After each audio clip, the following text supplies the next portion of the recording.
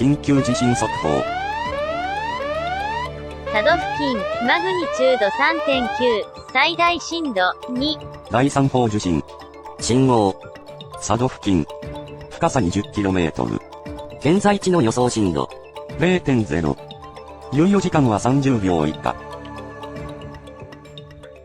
マグニチュード 4.3、最第4大震度波受震。3。信号。マグニチュード 3.9、深さ 20km 最大震度2。現在地の予マグ想震度。ニチュード 4.3、 0.0。最大震度猶予時間は10 3。秒以下。震度0、栃木。震度2、新潟。